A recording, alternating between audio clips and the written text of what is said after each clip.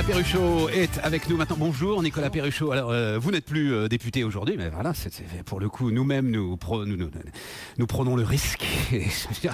Il est aussi électoral, mais vous l'étiez en 2011, c'est ça, 2011, oui. Nicolas Perruchot, quand avait eu lieu cette affaire surréaliste sur le financement des syndicats et ce rapport donc interdit. Juste un mot là-dessus et ensuite on va parler de ce qui peut se passer aujourd'hui. Mais à un moment vous avez été menacé de poursuites pénales autour de ce rapport. Oui, absolument. Sur le financement des syndicats. Par le président de l'Assemblée nationale et le président du groupe PS de l'époque, qui était Jean-Marc Ayrault, et qui souhaitait m'envoyer effectivement devant un tribunal pénal, parce qu'ils estimaient sans doute que je parlais trop de cette affaire. Il faut rappeler qu'on est dans un pays, dans une grande démocratie parlementaire, qu'on montre comme exemple, et manifestement il y avait des sujets sur lesquels il ne fallait pas que les parlementaires travaillent. Mais c'est pas des sujets, c'est le sujet. Oui, c'est un sujet important. Mais c'est le seul. Enfin, jamais il n'y a eu dans l'histoire des rapports parlementaires, une histoire comme celle-là, Nicolas Perruchot. Et enfin, on ne parle pas des secrets nucléaires de la France, on parle du financement des syndicats. Et on parlait d'un travail sérieux, puisque tous les députés qui composaient la commission d'enquête ont reconnu le sérieux du travail qui avait été effectué. C'est là où, évidemment, le bas blesse. Qu'est-ce qui a fait peur? Parce qu'on en reste là aujourd'hui, je suis désolé, peut-être que vous ne voulez pas revenir là-dessus, mais moi, effectivement, on en reste là-dessus. C'est les chiffres que vous avanciez. Je regarde là, dans votre rapport, 1,3 milliard d'euros, c'est par an, Nicolas Perruchot, par an, à travers le détachement de 17 000 agents. Oui, c'est ça. C'est un chiffre qui n'avait jamais été rendu public et que j'ai eu beaucoup de difficultés à obtenir de la part des ministres concernés à l'époque. Et ce chiffre, il est établi, enfin, je veux dire, oui, il est établi. Même vous qui avez été le chercher. Il est établi puisque 2 jours avant la fin du rapport, de mon écriture de rapport, j'ai obtenu un tableau complet qui est dans les annexes de ce rapport, mais le rapport est enterré pour 25 ans maintenant, donc il n'est pas public et ni officiel, même s'il a été sorti sur un site internet d'un de vos confrères. Ouais, c'est Le Point qui avait sorti. Voilà, Le Point avait sorti le rapport dans son intégralité. Il manque quand même une partie des annexes qui n'a pas été donnée, et il manque aussi un autre rapport qui est le compte-rendu des auditions, qui est très intéressant. Et je pense que c'est aussi cela qu'on voulait masquer à l'époque.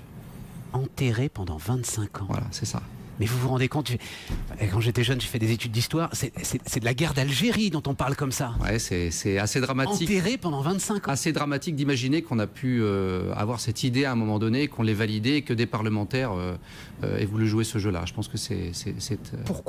Pourquoi, à votre avis, Nicolas Perruchot, est-ce que c'est à ce point un secret d'État encore à ce stade? Vous savez, on a mis 125 ans en France, depuis la loi Waldeck-Rousseau, 21 mars 1884, 125 ans pour obtenir que les syndicats publient leurs comptes.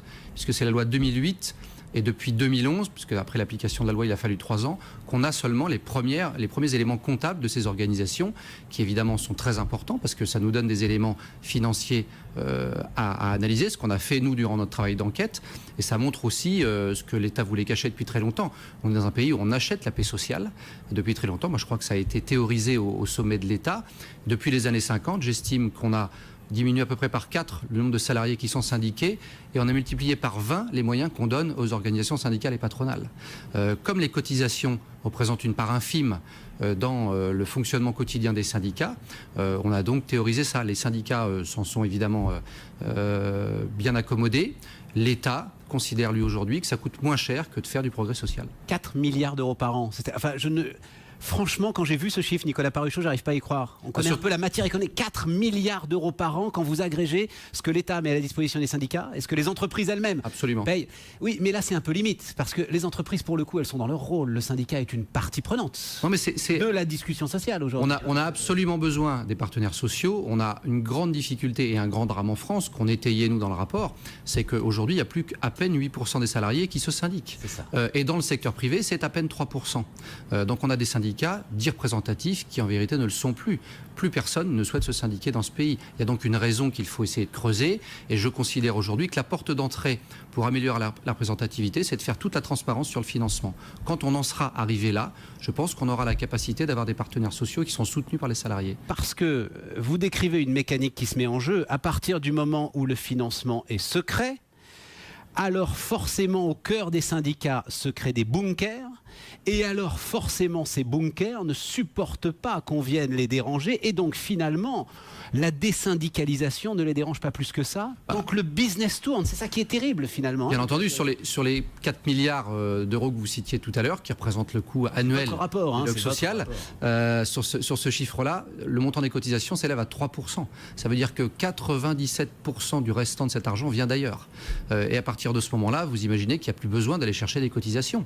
Ce qui avait été le cas dans les années 50, à l'époque où le syndicalisme était encore assez important et la représentativité elle aussi, et voulait dire quelque chose, ne l'est plus du tout aujourd'hui. Donc on est en pleine crise par rapport à cela. On est dans l'actualité du procès de l'UIMM où on voit et on sait depuis lundi qu'il y avait des liens d'argent assez étranges entre le patronat et la plus importante fédération patronale, celle de la métallurgie, et manifestement les syndicats de salariés, ce qu'ils réfutent. Enfin, il y a quand même eu, là on est à un procès. Ben oui, voilà, aujourd'hui, c'est pour ça que vous êtes... à un moment où on en est là, et où à la fois quand on fait un travail parlementaire, il est enterré.